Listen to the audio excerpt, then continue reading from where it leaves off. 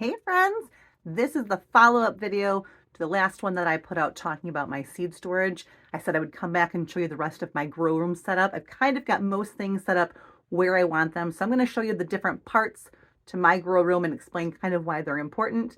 Keep in mind, you do whatever works best for you, but here is my setup.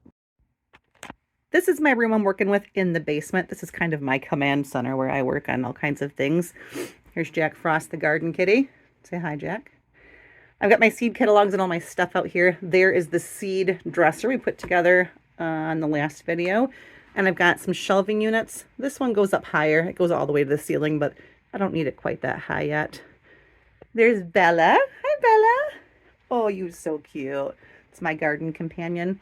I have a table, a folding table that will fit where this chair is. So I can put additional table out once this gets going.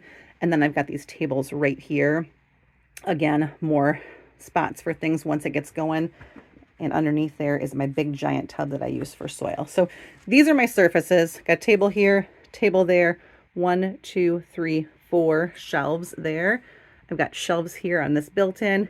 I'll eventually use the top of this. I'll probably eventually use the top of this, and I'll probably eventually put another folding table in the middle, depending on how crazy things get. But these are the things that I put all my seeds on. Now, I didn't go buy any big tables. This is a dresser that I ran out of use for that would have gotten given away. This is a built-in that we rummaged off our neighbor. This was free and given to us. It's just a plastic shelf that we got. My folding tables we've had forever. These my father built for me back during the pandemic because I homeschooled my kids. Their desks we used. He made them for $10 each.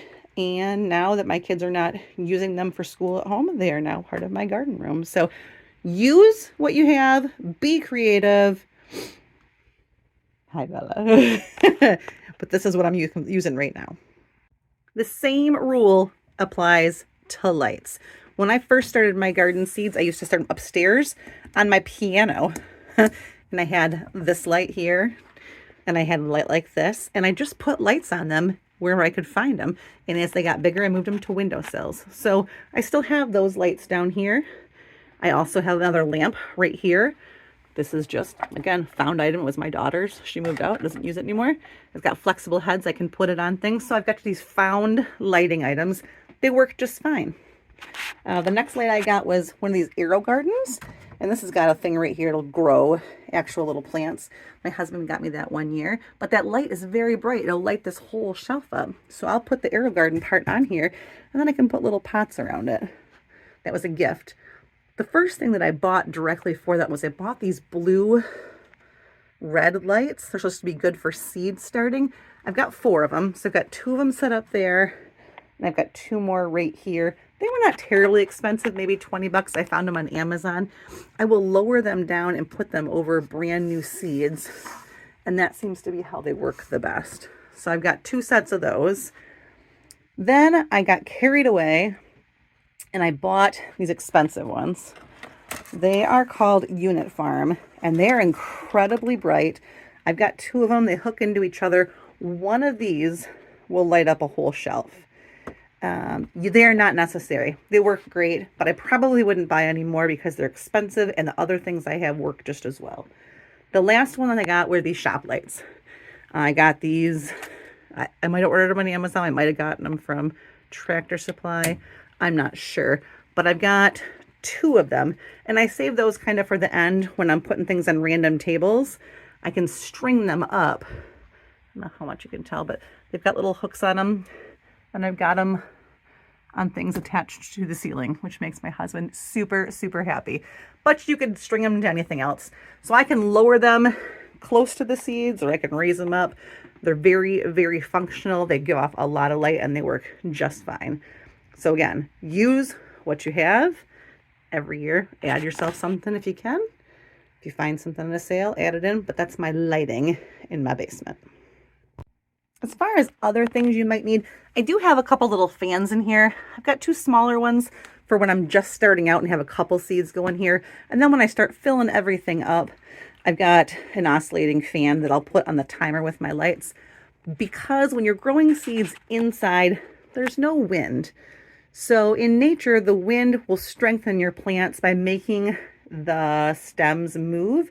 This is going to simulate that. It's going to create stronger seedlings. It also helps keep the temperature in here drier and not so humid. Ooh, look outside, guys. It is snowing. Winter is finally here.